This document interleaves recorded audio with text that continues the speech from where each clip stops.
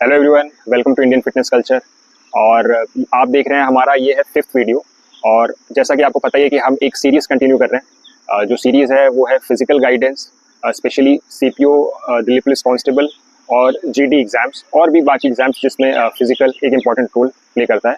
हमारे साथ हैं शिवा भी दिल्ली पुलिस कांस्टेबल के लिए तैयारी कर रहे हैं। तो इस वीडियो में मैं शेयर करने वाला हूँ कि मेरा सीपीओ 2023 और सीपीओ 2024 का एक्सपीरियंस कैसा था। और बेसिकली मैंने 2023 और 2024 दोनों का ही फिजिकल दिया, दोनों ही क्लियर करें। तो इस वीडियो में ये वीडियो हमारा 5th वीडियो होगा। इससे पहले हमने वीडियोस कवर कर रखे हैं। जो फर्स्ट वीडियो था वो वार्म अप पे था, सेकंड वीडियो हमारा ब्रीदिंग के ऊपर था, और थर्ड वीडियो हमारा स्ट्राइड लेंथ पे था, हमारा स्ट्राइड कितना होना चाहिए, और फोर्थ वीडियो हमारा कूल डाउन के ऊपर था। तो ये उसी सीरीज़ में 5th वीडियो है। और अगर आपने पुराने वीडियोज़ नहीं देखे हैं तो मैं सजेस्ट करता हूँ कि पहले आप पुराने वाले वीडियोज़ देखें, उसके बाद फिर ये हमारा वीडियो देखें।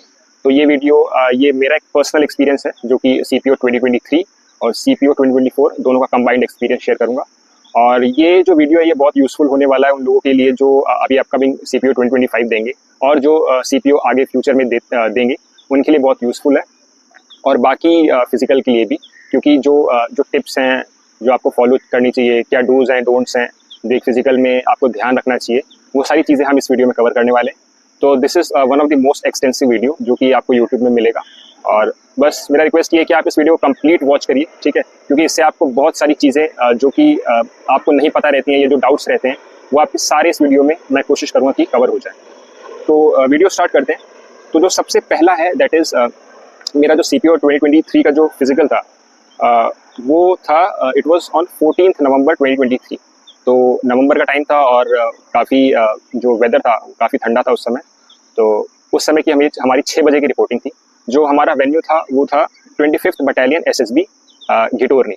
तो जो नियरेस्ट मेट्रो स्टेशन है, अगर आपका भी वहाँ पे सेंटर पड़ता है, तो जो नियरेस्ट मेट्रो स्टेशन है वो है आपका अर्जनगढ़ है, और ये येलो लाइन पे है। फिर वहाँ से आपका 1.5 किलोमीटर का वॉकिंग डिस्टेंस है। तो आप स्टेशन से उतर के, बट क्या होता है कि 6 बजे का जैसे रिपोर्टिंग होता है, ठीक है, अर्ली मॉर्निंग होता है, तो उस केस में आप प्रेफर करें कि कोई आपको या ड्रॉप कर दे, ठीक है, या तो आप टैक्सी करके वेन्यू पे अपना टाइम से पहुँचिए। तो अगर जैसे 14 नवंबर 2023 जो हमारा सीपीओ का फिजिकल था वो फर्स्ट डे था। तो अगर आपका फिजिकल फर्स्ट डे होता है तो आप एक्सपेक्ट करिए कि चीज़ें थोड़ा सा डिले होंगी, क्योंकि फर्स्ट डे जो मैनेजमेंट होता है वो थोड़ा सा चीज़ों को अडेप्ट कर रहे होते हैं कि कैसे रोल आउट होंगी, कैसे आपका जो भी जो फिजिकल का एक डोजियर होता है वो डॉक्यूमेंट कैसे प्रिपेयर होगा। तो फर्स्ट डे थोड़ा सा क्योटिक रहता है, तो उसके लिए आप प्रिपेयर्ड रहिए। चीज़ें एज प्लान्ड नहीं होती हैं, स्पेशली फर्स्ट डे। अगर सेंटर मैनेजमेंट बहुत अच्छा है तो बिल्कुल आपका चीज़ें प्लान्ड होती हैं, बट कई केसेस में फर्स्ट डे देखा गया कि थोड़ा क्योटिक रहता है और चीज़ें थोड़ा सा डिले होती हैं, और आपको पता चलेगा कि जो मेरा फिजिकल था इसमें चीज़ें बहुत डिले हो गई थी। तो रिपोर्टिंग हमारी 6 बजे की थी सुबह, और एंट्री जो स्टार्ट हुई थी वो स्टार्ट हुई थी हमारी अराउंड 8 AM के आसपास हमारी एंट्री स्टार्ट हुई थी। तो आप देख लो कि अराउंड 2 घंटे हम वहीं बाहर वेट करते रहे, ठीक है। तो सबसे पहले जैसी हमारी एंट्री स्टार्ट होती है तो हमारी आइडेंटिटी वेरीफाई होती है, ठीक है, आधार कार्ड चेक करते हैं, उसके बाद फिर हमारा एडमिट कार्ड देखते हैं, और फिर उसके बाद हमारा फ़ोन डिपॉजिट कर लेते हैं। आपके फ़ोन अलाउड नहीं होता। उसके बाद आपको एक टोकन जनरेट कर देते हैं। बेसिकली टोकन आपको दे देंगे, उसमें आपका नंबर लिखा होगा, और फिर उसी टोकन को लास्ट में आप दे के अपना फ़ोन कलेक्ट करते हैं। फिर आप बेसिकली फिर वो बैच बनाते हैं। 25 का मेरे टाइम पे बैच बना था, ठीक है। और इवन 2024 में जब मैं सीपीओ फिजिकल दे रहा था, तो 2024 जो मेरा फिजिकल हुआ था सीपीओ का, वो उसकी डेट थी 19 अक्टूबर। तो उस समय मौसम उतना ठंडा नहीं था, थोड़ा सा मतलब मौसम ठीक ठाक था। बट जो 2023 का फिजिकल है जो कि नवंबर में हुआ था, वो थोड़ा सा उस समय विंटर सिचुएशन थी। तो बैच जो है दोनों ही फिजिकल में 25 के बैच बने थे, और 25 का बैच एक डिसेंट बैच होता है। तो एक बार आपका बैच बन गया तो 25 का बैच फिर आपका आगे जाता है जहाँ पे आपका जो ग्राउंड होता है, तो वहाँ पे आपको ले जाया जाएगा, वहाँ पे आपकी फर्दर डॉक्यूमेंटेशन होगी। तो बेसिकली डॉक्यूमेंटेशन में होता है कि अगर आप दिल्ली पुलिस के लिए अप्लाई कर रहे हैं, बेसिकली अगर आपकी वो प्रायोरिटी रहने वाली है, तो उस केस में आपको जो ड्राइविंग लाइसेंस है वो लेके जाना ही होता है हमें। तो आप ड्राइविंग लाइसेंस लेके जाएं अपना, उसकी एक कॉपी लेके जाएं, जो भी डॉक्यूमेंट्स वहाँ पर उन्होंने एडमिट कार्ड में लिखे हैं वो आप सारे लेके जाएं, एटलीस्ट एक कॉपी ज़रूर लेके जाएं, ठीक है। तो एक बार आपकी डॉक्यूमेंटेशन हो जाता है। डॉक्यूमेंटेशन में आपको एक फिजिकल का डोजियर होता है जिसमें आपके सारे इवेंट्स लिखे रहते हैं, जैसे 1600 मीटर हो गया, उसके बाद 100 मीटर हो गया, high jump, long jump, short put, और हाइट, वेट, और आपका चेस्ट का सारे मेजरमेंट, सारे पेज बाय पेज सारे लिखे रहते हैं। उसमें जैसे जैसे आप इवेंट्स क्वालिफाई कर लेते हो, तो वो इवेंट्स में आपका क्वालिफाइड लिखा हो जाता है और फिर ऐसे ही पूरा डोजियर कंप्लीट होता है आपका। उसमें आपकी सारी पर्सनल इन्फॉर्मेशन जो वो आपको दे देंगे, आपको सारी खुद फिल करनी है और फिर जैसे ही डोजियर कंप्लीट हो जाता है इसको आप सबमिट कर देते हो और फिर उसके बाद फिर आपका फिजिकल स्टार्ट हो जाता है। तो जब मेरा फिजिकल जो कि 2023 14 नवंबर को था, उसमें जो 1600 मीटर इवेंट है जो कि आपका सबसे पहला इवेंट होता है, वो स्टार्ट हुआ था अराउंड 4:30 PM। हाँ जी, तो आप देख सकते हैं कि हमारी रिपोर्टिंग 6 बजे हुई थी सुबह और जो रनिंग स्टार्ट हुई थी वो शाम को 4:30 बजे के आसपास हुई थी। तो सबसे पहली चीज़ इसमें जो आपको ध्यान रखनी है कि आपको मेंटली प्रिपेयर रहना है कि आपको नहीं पता कि चीज़ें कैसे रोल आउट होंगी। आप सोच के जाओगे कि 8 बजे सुबह या 10 बजे आपकी रनिंग हो जाएगी 1600 मीटर, चीज़ें हो जाएंगी, मतलब मौसम ठीक ठाक रहता है। बट अगर आप 4:30 हो रहा है या दोपहर में आपका फिजिकल हो रहा है तो आप मेंटली बहुत ज़्यादा डिमोटिवेट हो जाते हो कि कैसे हुआ। स्पेशली जो बॉर्डर लाइन केसेस होते हैं, जैसे अगर आपका सीपीओ में 6:30 का टाइम, अगर आपका लेट्स से कि आपका 6:30 के आसपास ही टाइम आता है यहाँ पे प्रैक्टिस के टाइम पे, तो अगर आप वहाँ पे पहुँचते हैं और आप देखते हैं कि अगर आपका जो फिजिकल का टाइम सुबह 6:30 के आसपास आता था, अब अगर आपको दोपहर में दौड़ा रहे हैं, शाम को दौड़ा रहे हैं, उस केस में आप वैसे डिमोटिवेट हो जाते हो कि यार वैसी मुश्किल है, क्योंकि जैसे जैसे टाइम होगा वैसे वैसे आपकी एनर्जी ड्रेन होगी। ठीक है, तो 1600 मीटर का जो सीपीओ का टाइमिंग रहता है वो 6.5 मिनट रहता है और फीमेल के लिए 800 मीटर रहता है और उनको 4 मिनट में करना होता है। ठीक है, जो गिटोरनी में ट्रैक है वो 800 मीटर का एक सर्किट होता है, रोड का ट्रैक होता है और 800 अप्रॉक्स होता है। ठीक है, तो इसके बेसिकली आपको 2 रेपिटेशन करने होते हैं। तो अच्छा, सबसे मेन बात ये है कि जो गिटोरनी का ट्रैक है उसमें एक कट होता है, मतलब जो ट्रैक है उसमें एक ऐसा बीच में एक कट आता है जो कि वी टाइप में होता है, मतलब बहुत शार्प टर्न होता है। तो ये आपको ये मैं इसलिए बता रहा हूँ क्योंकि वो जो टर्न होता है वो आपको ऐसा लगेगा कि आपको सीधे सीधे रनिंग करते रहना है, बट वो वी कट होता है, तो बेसिकली आपको बहुत शार्प वी कट मार के वापस जाना होता है। ठीक है, तो इसका ध्यान रखें, या तो आप ट्रैक पहले एक बार देख लें कि वो वी कट कहाँ पे, ताकि आप वहाँ पे मुड़ जाए जाके। अगर आप नहीं देखते तो याद रखें कि एक वी कट आता है, वहां से आपको सीधे ना जाके आपको बहुत शार्प टर्न लेके अपना ट्रैक कंटिन्यू करना है, क्योंकि अगर आप 2-3 स्टेप भी आगे चले गए तो फिर आपका वो टाइम डिफरेंस आ जाता है। ठीक है, आप 2-3 स्टेप आगे चले गए, फिर आप पीछे होगे, फिर वापस से ट्रैक कंटिन्यू करोगे, तो उस चीज़ का ध्यान रखना कि गिटोरनी वाले ट्रैक में there is a sharp cut और वहाँ पे आप थोड़ा सा केयरफुल रहिए, वहाँ पे आप टाइम ज़्यादा वेस्ट ना करिए, तुरंत शार्प कट मार के थोड़ा स्पीड स्लो करके उसको आगे कंटिन्यू करिए। तो जब हम रोड रनिंग की बात करते हैं तो रोड रनिंग कंपैरेटिवली ईजी होती है, और जैसे हम पार्क के रेपिटेशन मार रहे हैं, अगर 400 मीटर का ट्रैक है उसके 4 चक्कर मार रहे हैं, तो वो थोड़ा सा कंपैरेटिवली टफ होता है। बजाय अगर आप यहाँ पे 800 मीटर का अगर रोड का ट्रैक है या जो भी रोड का ट्रैक है उस पर आप कंपैरेटिवली रनिंग आपकी ईजी होगी और आपका टाइम कम आएगा एज कम्पेयर टू ग्राउंड। तो बेसिकली जो भी लोग जिनका टाइम लेट से 6:30 मिनट्स 6:30 के ऊपर आ रहा है और 7 के आसपास आ रहा है, मेरे सजेशन ये रहेगा कि आपको फिजिकल देने जाना चाहिए, क्योंकि अगर आपको बेसिकली रोड का ट्रैक मिल रहा है तो वहाँ पे आपका टाइम कम आएगा। अगर आपका टाइम 7 मिनट ग्राउंड पे आ रहा है तो आपका रोड पे 6:30 के आसपास आ सकता है और आपके चांसेस हैं। तो मेरा सजेशन ये है कि अगर आप बॉर्डर लाइन केसेस भी हो, अगर आपका टाइम ज़्यादा भी आ रहा है तो फिजिकल देने ज़रूर जाएं और अपना वहाँ पे बेस्ट दें, तो आपका चांसेस डेफिनेटली है। नेक्स्ट है जो मैंने जैसा बताया कि जो हमारा सीपीओ 2023 का फिजिकल था वो शाम को 4:30 बजे स्टार्ट हुआ था, और जो मेरा दूसरा फिजिकल जो सीपीओ 2024 में मेरा अक्टूबर 19 को था, वो फिजिकल स्टार्ट हुआ था दोपहर में 1 बजे। तो आप सोच सकते हैं कि दोपहर में बहुत ज़्यादा गर्मी हो जाती है, 1 बजे पीक टाइम होता है, तो बेसिकली आपको मेंटली प्रिपेयर रहना पड़ता है। और बेसिकली आप मेंटली प्रिपेयर अपनी प्रैक्टिस से ही हो सकते हैं कि जितना ज़्यादा आप प्रैक्टिस करेंगे उतना ही आप कॉन्फिडेंट फील करेंगे। जितना ज़्यादा आप टाइम आपका लेट से अगर 6:30 की रिक्वायरमेंट है तो आपको कोशिश करनी चाहिए 6:15, 6:10, 6:05 इवन 6 तक बेस्ट केस में अपना टाइम लेके आएँ, ताकि कोई भी इवेंचुअलिटी होती है, अगर आपका वहाँ पे कोई भी वर्स्ट सिचुएशन होती है, आपको दोपहर में दौड़ाया जा रहा है, शाम को दौड़ाया जा रहा है, तो आपके पास वो मार्जिन रहता है and you still feel confident कि मेरे से हो जाएगा। बट अगर आप बॉर्डर लाइन केसेस हो और थोड़ा सा भी सिचुएशन ऐसे वैसे होता है तो फिर आपको डिमोटिवेट फील होते हो आप। तो वो चीज़ आप सिर्फ अपनी प्रैक्टिस से ही उसको सही कर सकते हो। तो आप बेसिकली मोटिवेटेड फील करिए, ठीक है, आप अपना प्रैक्टिस अच्छे से करिए और be prepared for anything. Next है मैं जो रनिंग है वो एम्प्टी स्टमक करता हूँ। तो बेसिकली जब हमारा फिजिकल जो हुआ था शाम को जब हुआ था, तो उस टाइम मैंने कैसे मैनेज किया था, तो मैं अपने साथ बनाना और एप्पल लेके गया था, और इस पूरे मतलब 4:30 बजे तक मैं बनाना खाते रहा, जैसे जैसे मेरे को भूख लगती रही मैं बनाना कंज्यूम करता रहा, एप्पल कंज्यूम करता रहा और पानी पीता रहा, क्योंकि आपको वॉशरूम जाने से कोई नहीं रोकेगा। आप अच्छे से अपने बॉडी को हाइड्रेट रखिए, ठीक है, डिहाइड्रेट बॉडी नहीं होनी चाहिए, और आप फ्रूट्स में एप्पल और बनाना ज़रूर लेके जाइए। आप कोई और फ्रूट्स भी लेके जा सकते हैं, बट अगर आप एम्प्टी स्टमक रनिंग करते हैं तो डू कैरी फ्रूट्स। तो सबसे पहली चीज़ है कि आप अपने फ्रूट्स ज़रूर कैरी करें। नेक्स्ट है अपने आप को हाइड्रेटेड रखें, आपको वॉशरूम जाने से कोई नहीं रोक रहा, आप जा सकते हैं, मल्टीपल टाइम जा सकते हैं, बट अपने आप को हाइड्रेटेड जरूर रखें।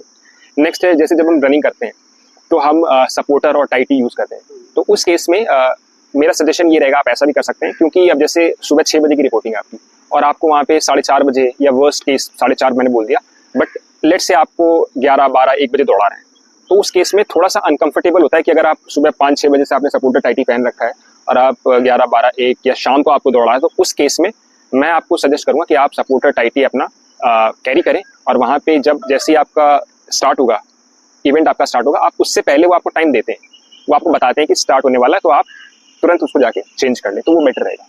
तो ये आपको टिप है जो कि आप इसको ज़रूर ट्राई करें। नेक्स्ट है, जैसा मेरे फर्स्ट CPO में, दैट इज CPO 2023 में, हम जब वहाँ पे पहले 6 बजे जब रिपोर्टिंग हुई थी हमारी, तो वहाँ पे जैसे ही हम जो पहले आ गया था उनका बैच बना दिया गया था। तो मैं रिकमेंड करूँगा कि आप कोशिश करें कि पहले पहुँचें, क्योंकि अगर वहाँ पे उस बेसिस पे हो रहा है कि जैसे जैसे बच्चे आ रहे हैं उस हिसाब से बैच बना रहे हैं, तो आपका बैच पहले पड़ेगा और फिर आप अपनी जो रनिंग है आपका जल्दी रनिंग होगा। लेट से अगर 11 बजे भी रनिंग करवा रहे हैं तो आप फर्स्ट बैच होगे, और जैसे जैसे टाइम जा रहा है वैसे वैसे आपकी एनर्जी ड्रेन होती है, तो आप कोशिश करें कि जल्दी आए, अपना जो नंबर है वो तुम्हारा आपका पहले बैचेस में पड़े, पहले 1-2 में, ठीक है, तो वो आपके लिए बेटर रहेगा। बट जैसा मेरा सेकंड फिजिकल में क्या हुआ था कि वहाँ पे रोल नंबर वाइज वो बैच बना रहे थे, तो अगर आप पहले भी जाते हो तो उसको कोई फायदा नहीं होता, तो ये डिपेंड करता है। बट आपको कोशिश करनी चाहिए कि आप पहले पहुंचो, कि अगर 1% भी अगर वो फर्स्ट कम बेसिस पे ग्रुप बना रहे हैं तो आप पहले बैच पे आ जाएं। तो नेक्स्ट है, जैसे कि आप जो भी आपकी स्ट्रैटेजी रहती है, जैसे आप प्रैक्टिस करते हैं 1600 मीटर की, तो आप हर दिन कुछ ना कुछ नया सीखते हैं। आप जब ट्रायल देते हैं, जैसे जब आप 1600 मीटर का टाइम लगा के आप चेक करते हैं कि मेरा 1600 मीटर कितने में आ रहा है, तो आप मल्टीपल टाइम्स आपको टाइम चेक करना होता है अपने फाइनल फिजिकल से पहले, और इवेंचुअली आप इम्प्रूव करते हैं। तो बेसिकली मैं आपको और ये जो आप स्ट्रैटेजी ओवर द टाइम अपनी प्रैक्टिस में बनाते हैं कि मेरे को लेट से 800 मीटर ऐसे रनिंग करनी है, मैं ब्रीदिंग मेरे को ऐसे रखनी है, मेरी स्ट्राइड लेंथ ये रहेगी, ठीक है, और फिर ये आप जब 1600 मीटर का over the period of time जो भी आप प्रोग्रेस करते हैं और जो लास्ट में निकल आता है कि मेरे को ऐसे ऐसे करके अपनी ये मेरी स्ट्रैटेजी है 1600 मीटर की, आपको फिजिकल वाले दिन उस पर स्टिक रहना है, आपको चेंज नहीं करना है, चाहे सिचुएशन कैसी भी हो, आपको अपनी स्ट्रैटेजी से स्टिक रहना है, ठीक है। तो अब मैं बताता हूँ कि मेरी स्ट्रैटेजी क्या रहती थी। 1600 मीटर जो कि जब मैंने फर्स्ट जो मेरा फिजिकल था उसमें मेरा जो टाइम आया था, टाइम मेरा 6 मिनट के आसपास आया था, और मेरा जो ग्रुप में पोजीशन था 25 का बैच हमारा बना था, तो उसमें मेरा जो पोजीशन था वो 4th आया था ग्रुप में, हाँ। और जो मेरा सेकंड फिजिकल था CPO 2024 उसमें मेरी सेकंड पोजीशन आई थी, और उसमें भी टाइम अराउंड 6 के आसपास ही था। तो मेरी स्ट्रैटेजी ये थी कि मैं पहला जो 800 मीटर का जो रेपिटेशन था वो मैं अपना नोज से ब्रीथ करता था, ठीक है, और अपना मैक्सिमम स्ट्राइड खोलता था, और उसके साथ मैक्सिमम अपना optimum stride plus nose breathing के साथ अपना 100% एफर्ट नहीं मारता था, अराउंड 80 to 90% एफर्ट के साथ पहला 800 मीटर में दौड़ता था। उसके बाद फिर उस सिचुएशन में क्या होता था कि आपसे काफ़ी बच्चे जो आगे निकल जाते हैं क्योंकि आप अपना अभी बेस्ट नहीं दे रहे हो, और उस केस में क्या होता था कि जब मैंने फिजिकल पहले दिया था तो मेरे से अराउंड 10 से 12 बच्चे, अगर बैच 25 था तो आधे बच्चे ऑलमोस्ट आगे निकल गए थे, क्रॉस कर गए थे। बट मुझे पता था कि मेरी ये स्ट्रैटेजी है, मैंने इस चीज़ को बहुत प्रैक्टिस पहले किया था और अपने रन्स में भी, तो वहाँ पे मुझे पता था कि बच्चे आगे निकल जाते। बट फिर 800 मीटर के बाद जो मेरा स्ट्राइड था मैं उसको मेंटेन करता था, क्योंकि 800 तक तो मैंने अपना मैक्सिमम स्ट्राइड खोला, फिर 800 के बाद आपकी एनर्जी डाउन होती है, उसके बाद आपको मेंटेन करना होता है वो स्ट्राइड, और धीरे धीरे आप अगर उसको और एनर्जी लेके अपने आप को मोटिवेट करके आप उसको धीरे धीरे और इंप्रूव करते हो, क्योंकि जैसे जैसे आप रेस कंप्लीट करोगे आपको वो एक्स्ट्रा एफर्ट पुट करने पड़ेंगे।